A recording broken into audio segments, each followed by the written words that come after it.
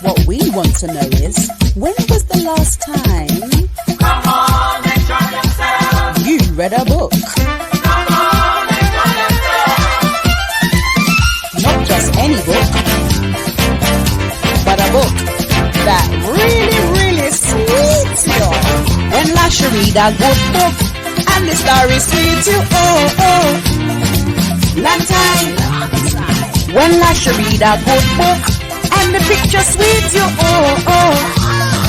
long time. Watch this and you will be excited. Watch this and you will be delighted. Watch this and you will not get tired. Watch this, yes you will be inspired. ETG Academy. Happy New Week, everybody. It's Miss B Day. We're about to enter the world of Olivia's Tower by Gretchen Day. Are you ready? Are you steady? Let's go.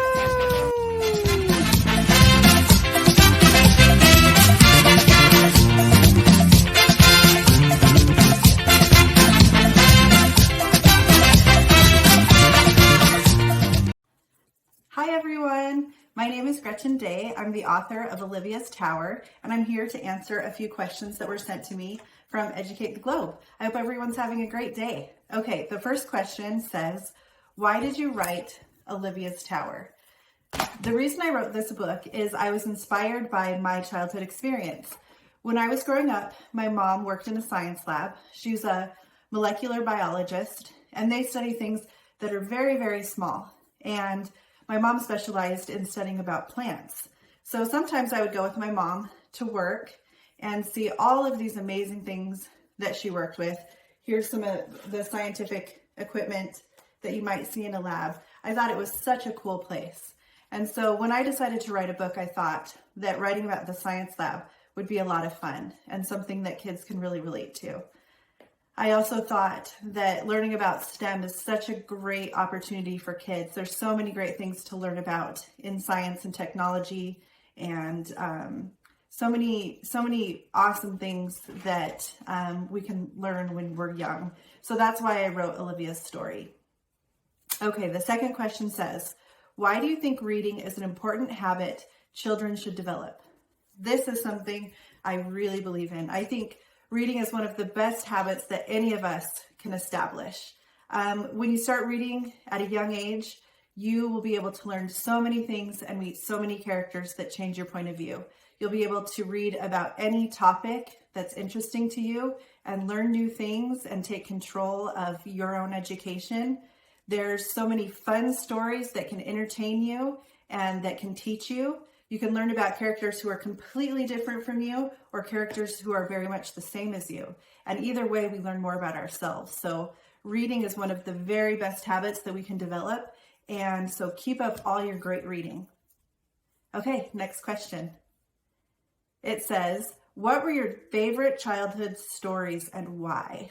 Some of my favorite stories growing up were Island of the Blue Dolphins, The Little House on the Prairie, Charlotte's Web.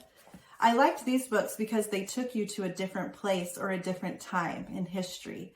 And it was really exciting to see characters in a completely different environment from where I was, but I could still relate to them in so many ways. And that's a really valuable thing that stories do.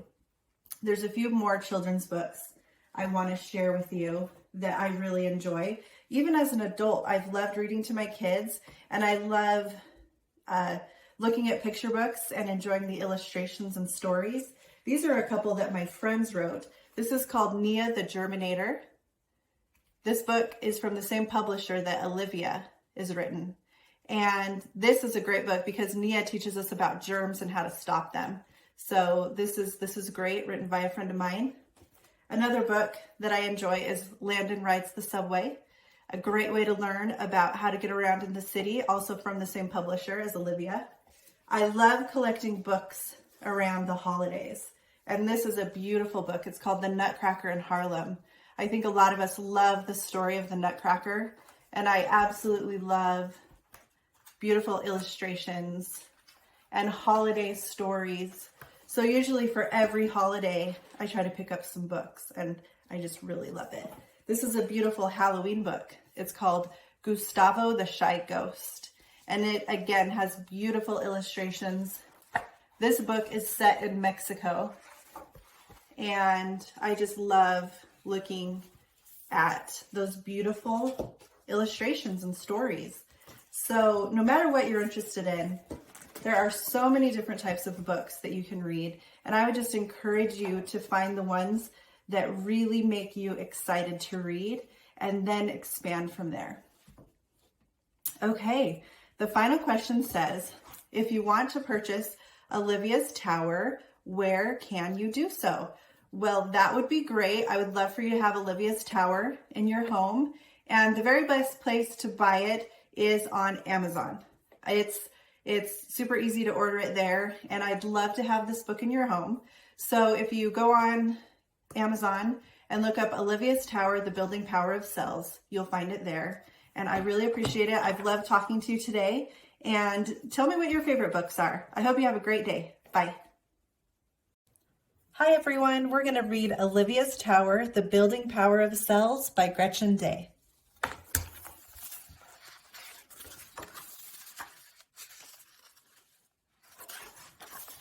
Olivia loved building towers. She used every block she had to build a tower taller than her head. Impressive, Olivia's mom said. Everything around us is built like blocks in a tower. Everything? Olivia wondered. She looked out the window. No blocks. She looked at her house. There were bricks, but no blocks. She looked at the playground. No blocks. Olivia knew her mom was trying to teach her something, but what was it? Olivia's mom is a scientist, and she understood the world in a detailed way. Maybe if Olivia thought like a scientist, she would know why her mom said everything is built like blocks in a tower. Do you see Olivia's lab coat here? And here's the lab. Olivia remembered going with her mom to the laboratory. She loved watching the scientists work. They all wore white coats. They worked with cool things called microscopes, petri dishes, beakers, scales, flasks, and graduated cylinders.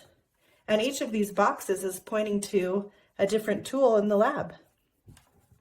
Olivia's mom told her to be very careful around the Bunsen burners because of their hot, open flame. Do you see it right there? Olivia thought the science lab was a magical universe. The scientists asked a question. They used their tools to do experiments. Then they found answers to their questions. Sometimes the experiment didn't work like they expected. When this happened, they still gathered information that they used for their next experiment. Then they started all over again after they cleaned all of their tools. This is called the scientific method. One time, Olivia's mom asked her to help with an experiment involving plants. Olivia's mom was growing plants and looking at them under a microscope. Olivia loved to look in the microscope. A small piece of a plant looked completely different under the lens. Olivia could see the individual cells of the plant. They looked like blocks. Do you see that? Olivia's mom told her there were different types of cells that make up all plants and animals. Inside each cell, there were individual parts that each had a job.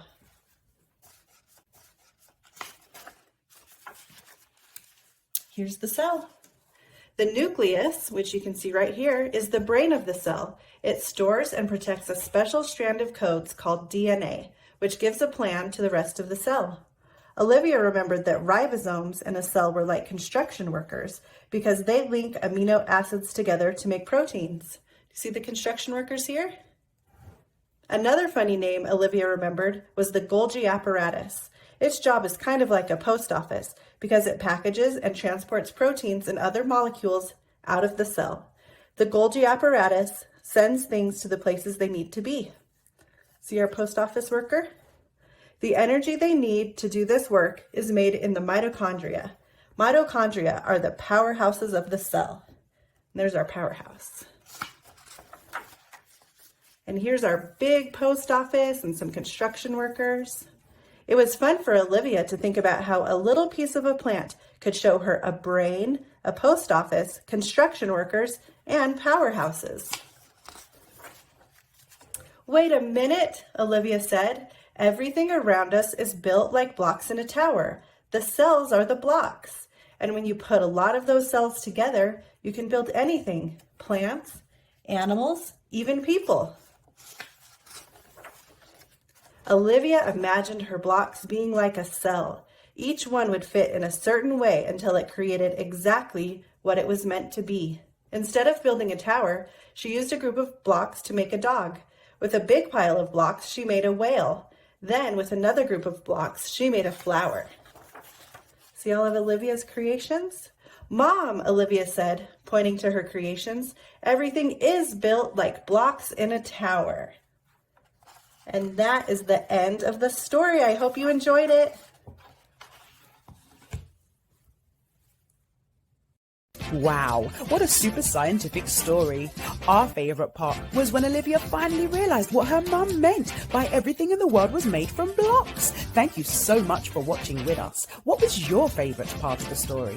Look out for the challenges on our Instagram account. See if you can answer them all for a chance to win a gift.